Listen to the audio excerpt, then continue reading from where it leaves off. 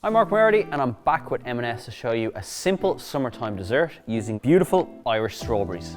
First thing I'm going to do is make my custard. I'm going to get some cream on the heat and separate my egg yolks. To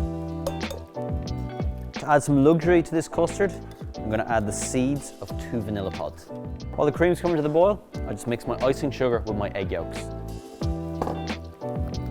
I add the cream into my egg and sugar mix, loosen it all up, and it goes back in the pot where I cook it over medium heat. Make sure you're stirring the custard all the time. This is what you're looking for. Perfect custard where it just coats the back of a spoon. Then the custard goes in the fridge and I chill it for about an hour. Next up, it's the star of the show, the beautiful Irish strawberry. Now I'm going to do 2 things with them. Half of them, I'm going to make a fresh little coulis, and the rest I'll just quarter for the dish at the end. Now that custard we made earlier is going to be used to make a fancy whipped cream. To finish it off, I'm going to lightly whip some more cream. I add an equal quantity of cold custard from the fridge into our whipped cream, give it one last whip, and then it's ready to serve.